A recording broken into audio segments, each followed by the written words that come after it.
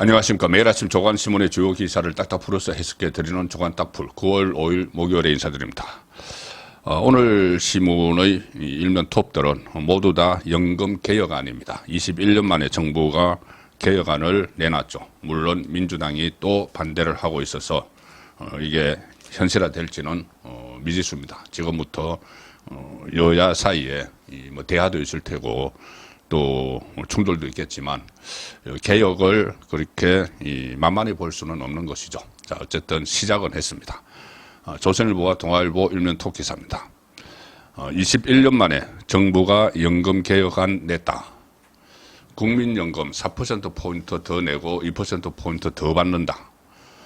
일단 이것은 보험료율을 단계적으로 인상을 합니다. 그래서 4%포인트를 더 낸다. 그러니까 9%, 지금 보험료율이 9%인데 13%가 된다는 것이고 2% 더 받는다는 소득 대체율을 상향을 한다는 거죠. 40에서 42%. 자, 그리고 50대에서는 연 1%포인트, 그리고 20대에서는 연 0.25%포인트씩 내놓은 돈의 인상 속도에 세대별로 차등을 했습니다. 그래서 여당은 국회에서 논의를 하자. 근데 야당은 국민 갈라치기 하는 나쁜 방안이다. 또 이렇게 트집을 잡고 나와서 정상적으로 이 논의가 진행될지 여부가 불투명합니다. 이런 연금 개혁안, 우리 국민 생활에 밀접한 관련된 이런 방안들도 전부 다 정치권에만 가면은 발목이 잡히는데, 특히 지금은 민주당이 이재명 지키기, 또 문재인 보호, 그들의 필요성에 의해서 여기에 모든 초점을 맞추기 때문에 이런 개혁안이 더 어려워지고 있습니다. 자, 관련해서 지금 민주당의 모든 방향은 이재명 보호에 맞춰져 있죠. 어제 원내교섭단체 대표연설이 있었는데 박찬대 민주당 원내대표가 정말 원내교섭단체 대표연설을 하는 목적이 뭔지를 유아하게 하는 그런 발언들을 쏟아내서 비판이 커지고 있습니다. 자, 조선일보 정치면과 사설입니다. 조선일보 사설. 정치면 기사는 야 원내대표 입에서 일본의 독도주나 윤도 불행한 전철을 밟을 것이다. 이렇게 저주를 퍼부었고, 사설에서는 박 대표는 박찬대죠. 정말 믿고서 이 황당한 내용을 주장을 하나. 민주당 교섭단체 대표연설에서 윤석열이 언급만 40번을 했습니다. 대부분 정부 비판을 하는데 시간을 다 뺏었고, 뭐 일본에 대한 짝사랑 굴종 외교다. 그리고 자위대 한반도 진주 우려한다. 이 발언에 여당이 고성을 지르며 항의를 했는데 야당은 박수를 치고 응원을 했습니다. 자위대가 한반도 진주, 참. 용산에서는 계담, 개변, 언어폭력이 난무했다. 어떻게 대통령 국회 가치를 하나, 이런 상황에서 40여 분간 이어진 1만 3천 여자 분량의 연설 대부분을 윤 대통령과 정부 공격으로 채웠다. 야당은 기립박수를 치며 환호했지만 국민의힘은 고성을 지르며 항의했고 일부는 도저히 못 들어주겠다 하면서 퇴장을 해버렸습니다.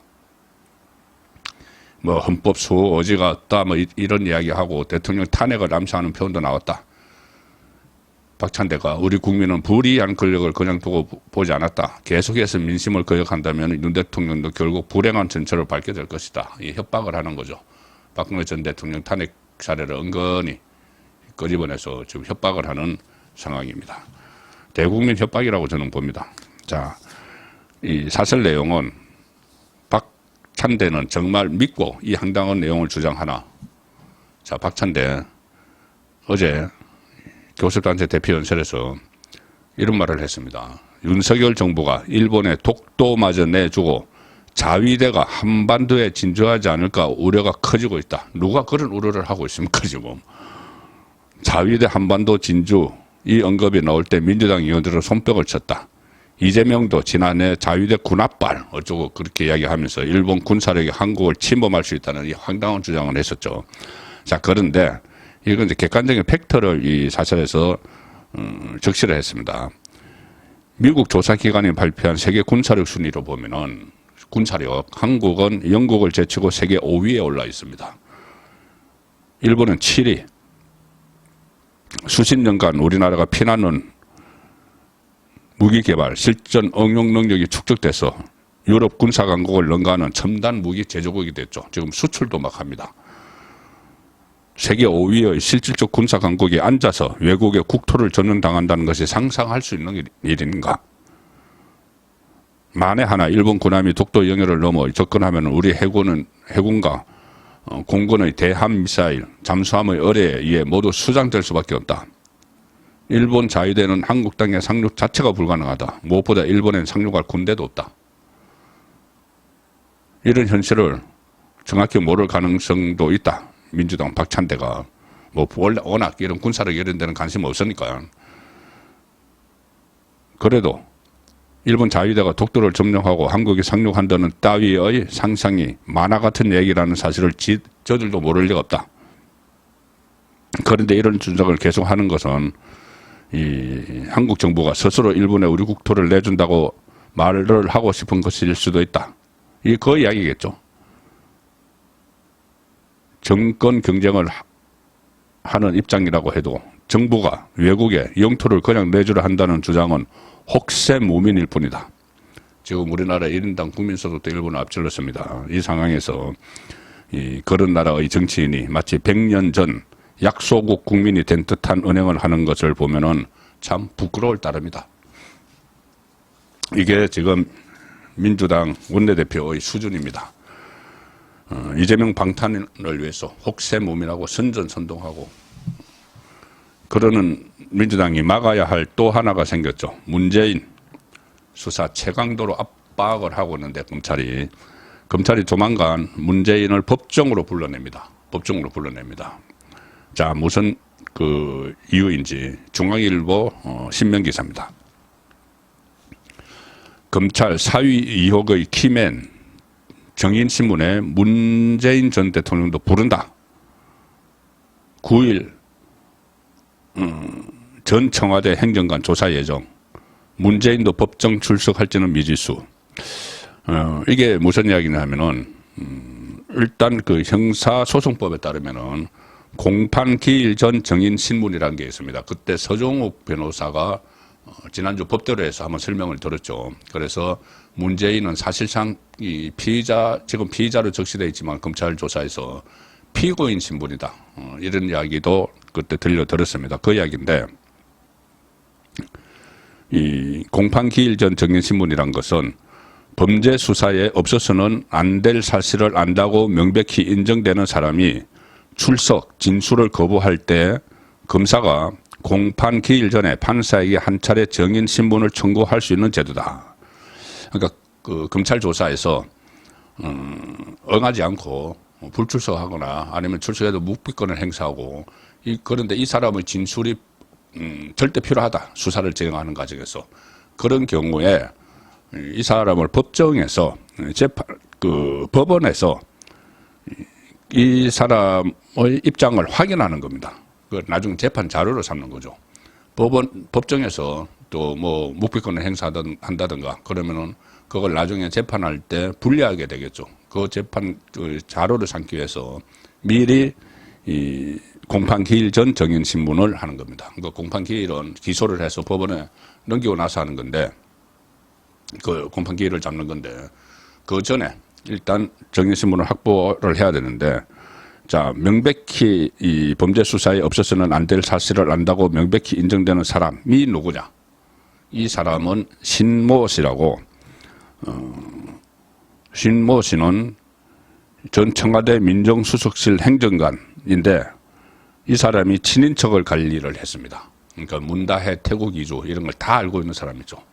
그리고 지금은 원래 민주당 국회의원 보좌관 출신이었는데 지금은 조국당에 가 있습니다. 그때 청와대에서 친인척 관리할 때 그 윗선이 민정수석 조국이었죠. 자, 그런 다 얽혀 있는 사람들입니다.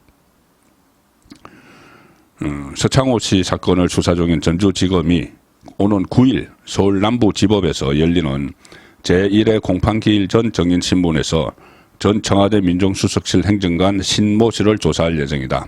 신 씨는 이 사건 키맨이다. 그리고 법원은 또 이 사건과 관련해 피의자로 입건된 문재인 뇌물수수 피의자죠. 전 대통령과 이상직, 박석호 타이스타제 대표입니다. 조현옥 전 청와대 인사수석 이 4명에게 정인신문 기일 통지서를 보낸 것으로 확인됐다. 방어권 보장을 위한 법적 절차지만 이들이 법정에 출석할지는 미지수다. 그러니까 피의자 수사 뇌물 수사 피의자 4명을 이 신모 씨 친인척 담당 행정관이 법정에서 정인 신문을 하는데 거기에 참여를 하라는 이야기입니다. 그래서 신문 내용에 따라서 본인들이 뭐 방어할 거 있으면 방어하라는 차원에서 방어권 보장을 위한 법적 절차에 들어갔지만 실제로 이 사람들이 법정에 나올지는 미지수다. 문제는 뭐 안 나오겠죠. 그 신 씨는 문다혜가 태국 이주를 할 때 도운 핵심 인물인데 참고인 조사를 수차례 거부했다. 그 법조계에서는 검찰이 공판 기일 전 정인신문을 청구하는 건 이례적이다. 이렇게 이야기를 합니다. 한 판사는 형사재판을 수년간 했지만 검찰이 참고인을 공소 제기 전 법정에 정인으로 부르는 건 처음 봤다. 자, 그리고 검찰이 작성한 정인신문 청구서에 검사와 신씨 외에 문재인 전 대통령 등 4명과 성명불상이라고 표시된 인물 등 모두 5명이 피의자로 적시가 됐다. 자, 그래서 문재인이 일단 불려갑니다. 검찰이 문재인을 법정으로 불러냈습니다. 그렇지만 이제 가지는 않겠죠. 그런데 이렇게 이례적으로 이런 그 공판 기일 전 정인신문을 청구하는 것은 그만큼 검찰이 이 수사를 세밀하게 하기도 하지만은 나중에 이제 흠 잡힐 것 없이 하고 있다. 그렇게 볼 수가 있을 것 같습니다. 지금 문재인 주변 관련해서 여러 가지 새로운 내용들이 나오고 있는데 서창호 특채 과정도 드러나고 있습니다. 자, 서울신문 사이면 기사입니다. 뽑으라고 해서 뽑았다. 서창호 검찰 문 예사위 특혜 채용 정황 확보 이상직의 지시로 누군지 모르고 채용했다. 이게 타이스타젯 대표의 이야기입니다. 타이스타젯과 모 회사 격인 이스타항공 고위 임원들은 전무이사라는 높은 직책의 서창호 씨를 채용하면서 그가 누구인지 구체적인 경력에 관해서도 몰랐다. 이렇게 검찰이 다 진술을 했습니다. 서창호가 2018년 7월에 타이스타젯 전무로 채용될 당시 박석호 타이스타젯 대표가 그 이상직이 그냥 서류를 주고 월급은 얼마 이런 것을 다 알려주면서 그냥 뽑아 그렇게 이야기해서 뽑았다. 이 진술들을 확보를 했고 그러니까 서창호 씨가 타이스타젯 취업 후 얼마 지나지 않아서 국내 모처에서 회사 임원들과 이제 저녁 식사를 하면서 일종의 상견례를 했는데 그 자리에는 서창호 그리고 타이스타젯 대표 그리고 이스타항공 최종구 대표 또 모 전무 등이 참석을 했는데 당시 서창호가 반소매 티셔츠 이 편한 차림 옷차림으로 나갔다고 합니다. 그러니까 이를 두고 다른 간부들이 저 사람 뭐 하는 사람이냐 굉장히 불쾌한 기색을 내비쳤다. 갑자기 전무라고 툭 들어와 오는데 아주 옷차림도 무슨 뭐 티셔츠 차림으로 이렇게 오니까 뭐 본인은 대통령의 사위다. 나 대통령 사위다. 다른 사람은 대통령 사위인지도 모르죠. 그래서 불쾌했다. 그 태도에 그런 진술이 있습니다. 그러니까 이 기사는 서창호 특채 과정을 아주 구체적으로 세밀하게 묘사를 한 거죠. 자, 문다에 관련해서 오늘 칼럼 하나를 소개해드리겠습니다. 여기에 보면은 문다해뿐이 아니고 민주당의 민낯까지 다 드러날 수 있는 그런 칼럼입니다. 자, 중앙일보 오피니언면의 강찬호의 시선, 강찬호 논설위원의 글입니다. 자, 우선 가정을 하나 합니다. 윤석열 대통령에게 딸이 하나 있는데, 가령 예를 들어서 그 딸이 우익 성향의 일본 대학을 다녔고 그 사실을 일본 언론이 보도했는데 대통령실이 침묵을 지키고 있다면 어떻게 됐을까? 더불어민주당이 어떤 반응을 보였을까? 아마 이랬을 거다. 토착 외구 본색이 드러났는데도 뻔뻔하게 그 사실을 감춘다. 탄핵하겠다. 이렇게 목청을 높이지 않았을까. 그리고 민주당 의원들이 윤석열 대통령 딸의 이 학적을, 일본 학적을 확인하겠다고 일본으로 막 날아가는 모습도 충분히 상상해 볼 수 있다. 그렇죠. 그런데 딸 일본 유학 논란이 불거진 대통령은 윤석열이 아니라 문재인이다. 문다해는 일제 침략을 정당화하는 요시다 소인이라는 사람이 대아시아주의를 표방을 했죠. 일제 침략을 정당화하는 그 요시다 소인을 기리는 일본 국수주의자들이 세운 대학 고쿠시칸 국사관입니다. 고쿠시칸 대학에 다닌 것으로 일본 언론이 보도했다. 산케이가 보도했습니다. 이 대학의 교관은 국사, 그러니까 교쿠시칸, 고쿠시라는 글자가 새겨진 후지산 위에 우길기, 2차 대전 상징인 일본의 우길기를 합성한 사진이 교기입니다. 그런 대학이죠. 그리고 교가 가사에는 이런 대목도 있습니다. 황국에 목숨 바칠 대장부를 기를 이곳 무사시노에 자리 잡은 고쿠시칸. 문다해가 고쿠시칸 대를 다녔다고 처음 보도한 구로다 가서이로 산케이 신문 한국 특파원에게 취재 경위를 직접 물었다. 강찬호 논술위원이 직접 물었다는 겁니다. 그러니까 이 구로다 특파원은 이렇게 대답을 했습니다. 내 친구가 고쿠시칸대 교수다. 그에 따르면 2017년 문재인 대통령 당선 직후 그 딸이 이 대학을 나왔다는 문의가 들어와서 대학 측이 알아보니 졸업생 명부에 문다해가 있었다. 그래서 대학 측은 한국 대통령이 된 졸업생 아버지에게 축전을 보내는 방안까지 논의했다. 우리 학교 졸업생의 아버지가 한국의 대통령이 됐으니까는 우리 학교에서 대통령에게, 문재인에게 축전을 보내는 방안까지 논의가 됐었다. 자, 그래서 그 보도가 나왔을 때, 그 일본에서 교쿠시칸을 나왔다는 보도가 나왔을 때, 산케이에서 보도했을 때 문재인 청와대의 항의는 없었나 이렇게 물어봅니다. 만약에 그게 사실이 아니면은 항의를 막 했겠죠.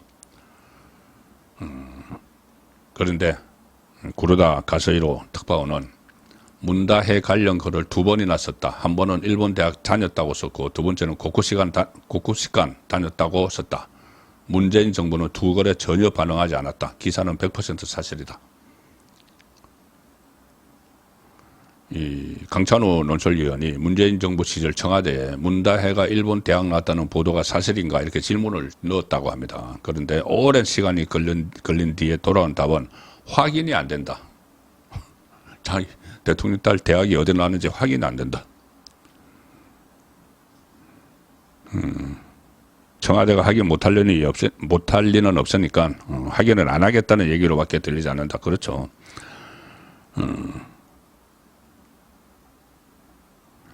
고쿠시칸 대파동은 그런데 문다해시 논란 중 빙산의 일각일 뿐이다. 지금 여러 가지 논란들이 막 벌어지고 있죠. 그런데 어제 문다해 가족 SNS에 글을 올려서 가족은 건드리는 거 아닌데 뭐 어쩌고 했죠. 좀 가면 막 하자는 거죠. 본인을 둘러싼 유혹에는 한마디 대답도 안 하고 그러면은 이 칼럼의 마지막 부분입니다. 문다해에서 그렇게 이야기했는데 문다해 말대로라면은 대통령 가족인 김건희 여사를 건드리는 민주당부터 막 하자는 거죠. 소리를 들어 싼 사람이 된다. 소리를 들어도 싼 사람이 된다. 이런 자가당착적인 반응은 팩트가 달릴 때 나오기 쉬우니 이용만 커질 따릅니다. 검찰의 엄정한 수사만이 답이다. 이렇게 끝을 맺습니다. 9월 5일 보내드린 조간 딱풀이었습니다.